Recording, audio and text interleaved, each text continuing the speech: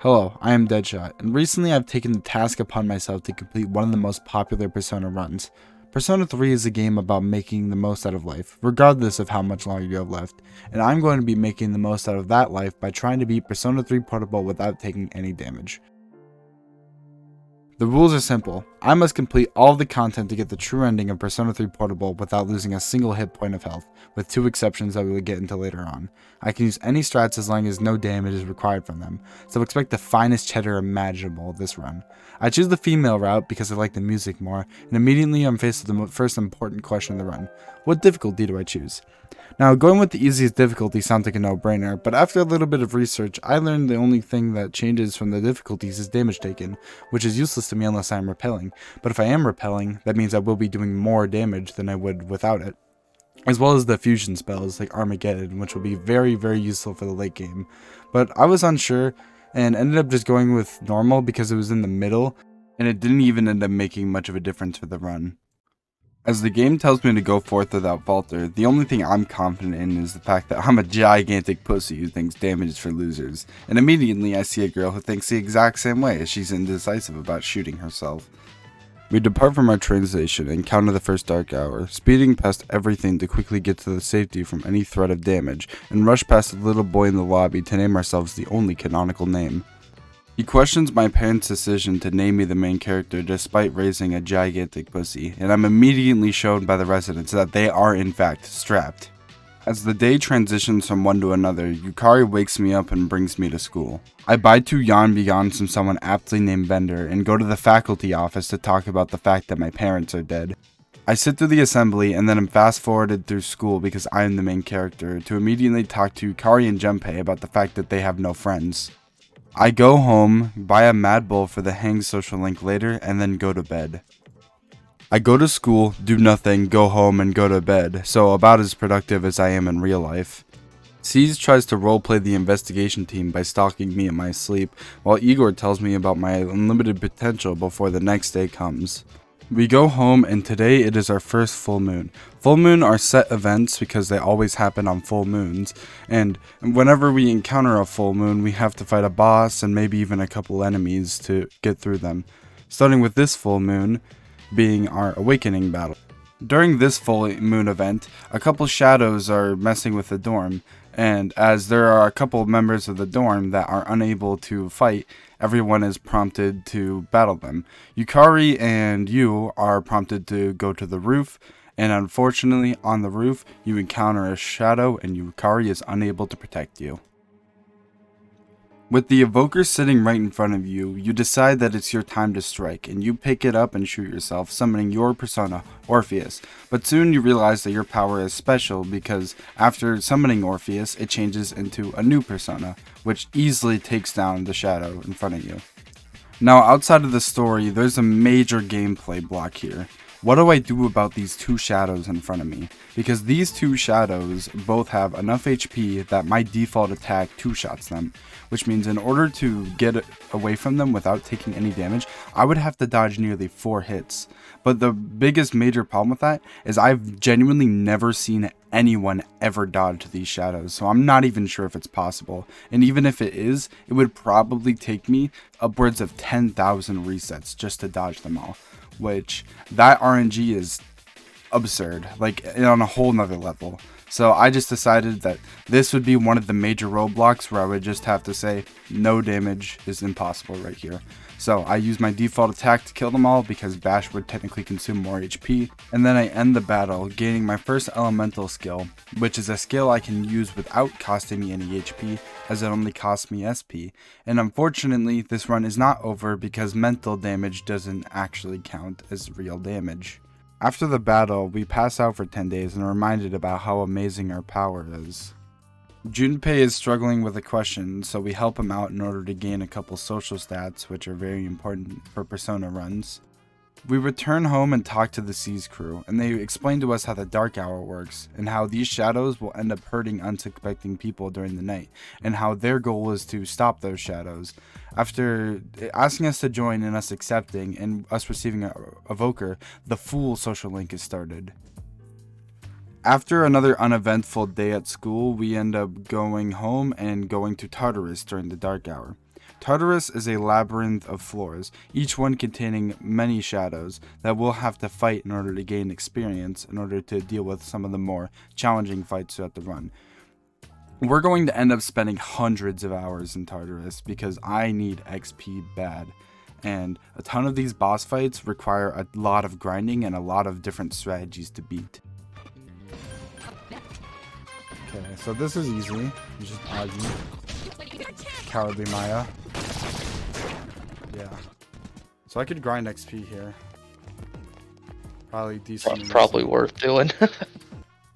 As Tartarus gameplay plays in the background, this is probably a good place to mention that every single second of this run was streamed live. So if you want to see all of my failed attempts or even just prove that my run was not entirely legit, then you're more than welcome to. Of course, I will be showing some of my fails throughout the run, but obviously not all of them, because I think in the whole run overall, I ended up having over like 100, probably even up in a couple hundred resets. It was bad, especially for some of the boss fights I'll encounter later on. So I've never played 3. How many companions do you get? You permanently unlock, I think, like 8. Well, I have all of them permanently unlocked, I think. Okay. Okay, I'm definitely picking Pixie here, because that's a new skill. Oh, well, you don't pick, you have to do this, but it's not hard. Yeah. Anyways. I need level 5 for... Oh, it's only Dia? Oh, wait, yeah, it doesn't even learn. So that was useless, actually. Because I can't level up Pixie unless I get my party members' skills and are able to do something with them. That shadow's big. It might be... Oh, it's just a lot of them. Okay, that's fine. The rest of this Tartarus exploration goes pretty smoothly. We run around, we kill a couple shadows, and we leave without many incidents at all. We do gain a couple personas, that being Asperus and Pixie. Asperus is our first Bufu skill, but Pixie doesn't have anything and won't be very useful for the run despite her stats and her having no weaknesses, because weaknesses don't really matter to us much in this run, because even if we are weak to something, regardless of whether or not we take damage, we lose. So it doesn't matter if that damage is weakness damage or non-weakness damage, because damage is damage. So we only need Drain, Repel, and Null.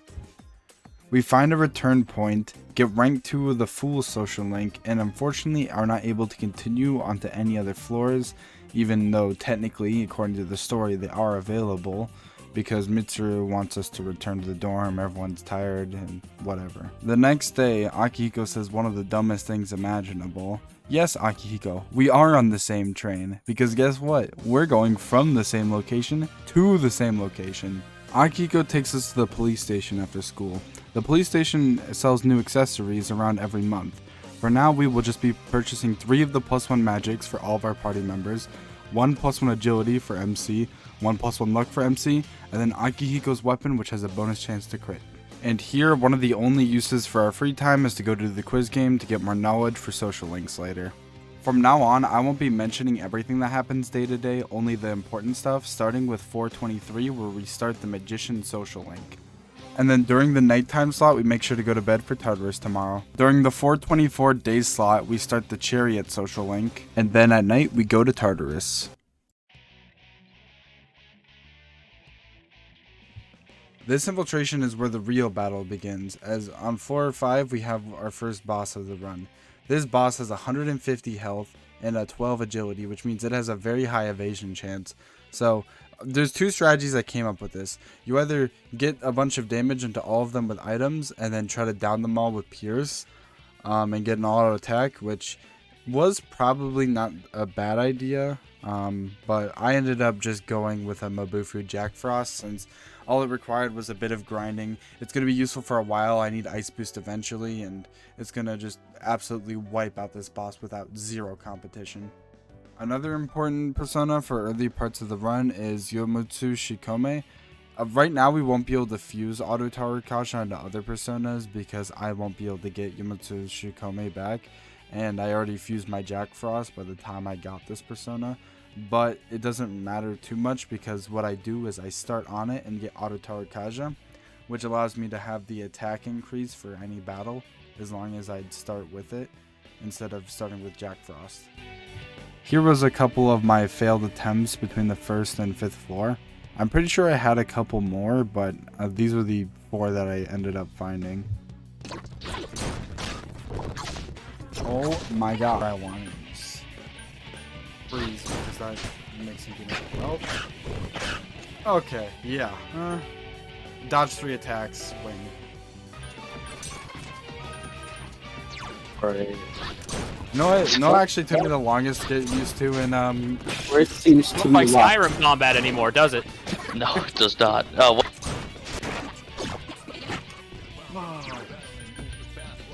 Just have both of them missed.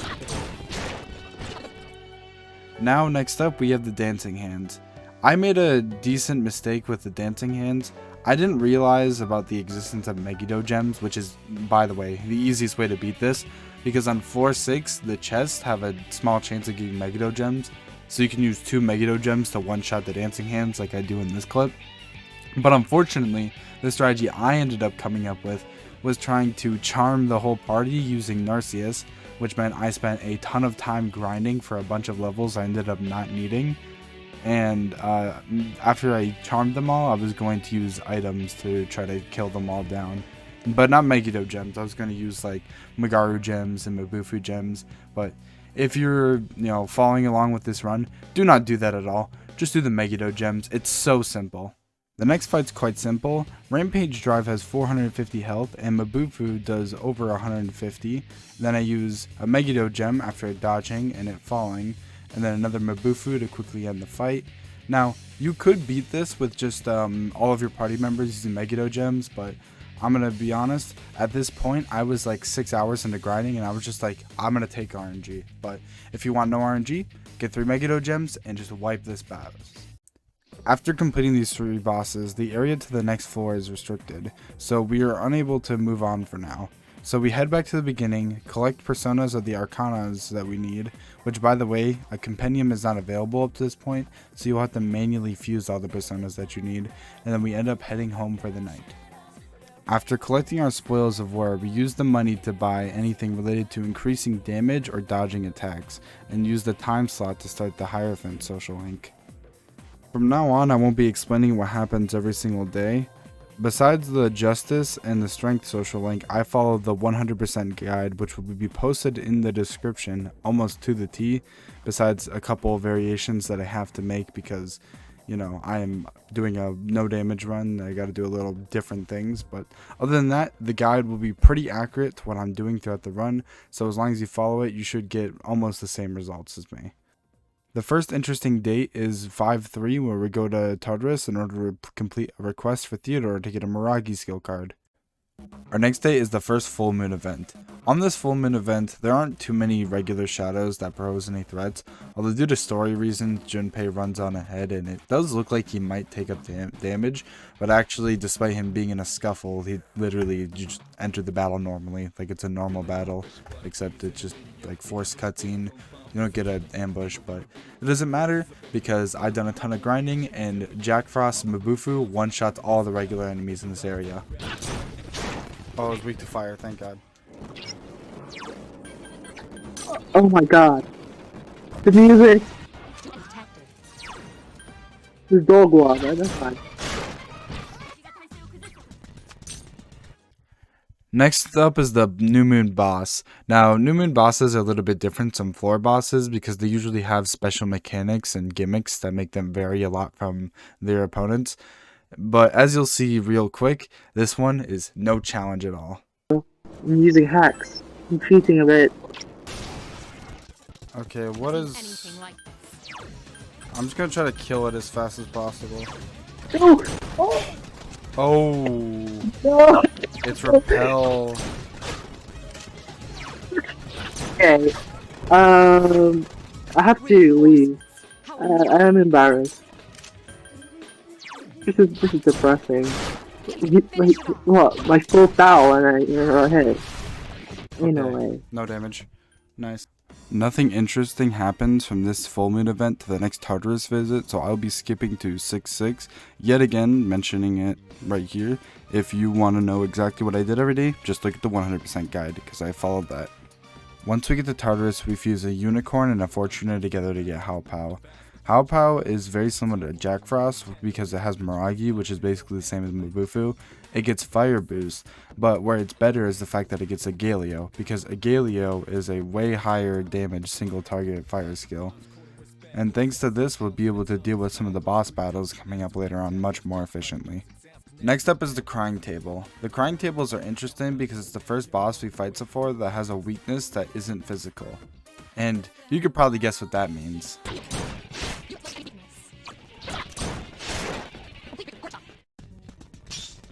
Nice. Next boss up is Change Relic. Its only real unique properties is that it's null wind, and also it only uses wind attacks besides its default attack, which is Pierce, but in my fight with it, it never even ended up using a Pierce, so I didn't have to dodge anything. But the earliest persona you can get that nulls Pierce is Ghoul, so I fuse Ghoul with Jack Frost in order to give it Ice Boost and Bufu. This allows me to do about 100 damage every hit until my Auto Tarakaja wears off. Once the Auto Tarakaja wears off, I use items and then go back to using Bufu until it's low enough HP that Haopao's Agalio can finish it off.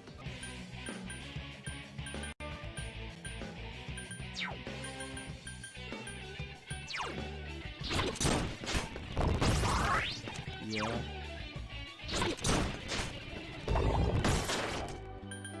Alright, I win. Good games. After we complete the bosses for this floor, we're able to grind a certain item called Onyx.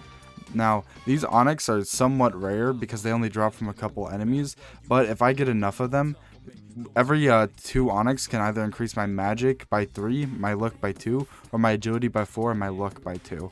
So with these, I calculated that if I got 78 of them, I would be able to fuse a persona with maxed out magic, maxed out agility, and maxed out luck. Now here's a compilation of a bunch of the fails I had while grinding for Onyxes.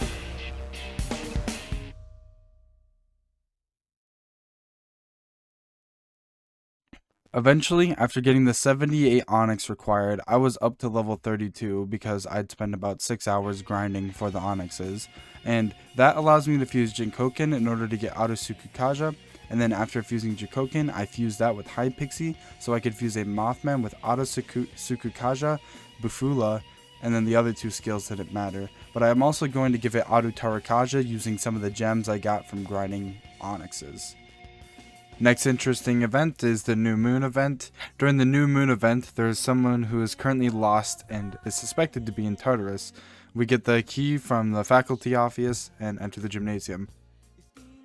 Once the dark hour starts, we end up on a random floor of Tartarus, and we are lost. We end up looking through a couple floors in order to try to find our friends, who are met up with the missing person, Fuka. Fuka was bullied by one of her classmates and ended up wandering off into Tartarus. And as we find Fuka, we are prompted to go down to the base floor where we see 2 shadows who are currently attacking the person who bullied her. And of course, we are prompted to fight them. This boss fight is a total joke. The Empress is weak to all physical skills, and the Emperor is weak to all magic skills. We can literally take down this whole fight with MC in one single turn, because I'm so leveled at this point. Now that the full moon event is over, the antique shop has opened. At the antique shop, you can buy items that both increase your agility, luck, and magic, which we're going to be buying enough of to max out all of those thanks to all the grinding for Onyx as we did in Tartarus. We're also going to be buying Auto Tarakaja and Invigorate 3 so that I can use my Mothman for even more damage thanks to Auto Tarakaja, and also have the utility of Invigorate 3, which allow me to explore Tartarus and grind more. Now that the full moon event is over, the antique shop has opened. At the antique shop, you can buy items that both increase your agility, luck, and magic, which we're going to be buying enough of to max out all of those thanks to all the grinding for Onyx as we did in Tartarus. We're also going to be buying Auto Tarakaja and Invigorate 3 so that I can use my Mothman for even more damage thanks to Auto Tarakaja, and also have the utility of Invigorate 3, which allow me to explore Tartarus and grind more. After fusing the max stat Mothman, I followed the 100% guide until 7-1, where unfortunately this video is going to end because I plan for part 1 to end in July. Thank you guys so much for watching. This run is taxing. There has been hundreds of hours of grinding, and I would like to thank anyone who hangs around the Persona and SMT Discord, because I am a social butterfly, and doing this a run alone has been so mentally taxing. So being able to talk to random people and just have fun and talk about my run, it's made it so good. And I mean, hey, if you even want to talk to me, you could hang around the Persona and SMT server, because I have actually not recorded the whole run as of making this video. I have about a month left, and I'm also planning on doing other runs in the future depending on how well this video does. And also, I'm willing to accept recommendations for runs, even though I do know what my next one's most likely going to be. If you are interested in continuing on with my Persona 3 portable no damage, I plan on uploading the next video within hopefully the next 2 weeks. I mean, editing videos is really hard, so I mean, if you've tried it before, you know it takes forever. But anyways, thank you guys so much for watching. Make sure to subscribe and like, especially if you want to see Persona 3 Portable. Share it out, or even just press the share button and press copy link, because that tricks the algorithm into thinking that you're sharing it with other people. Even if you don't have someone who you're just like, hey, look at this random video I saw.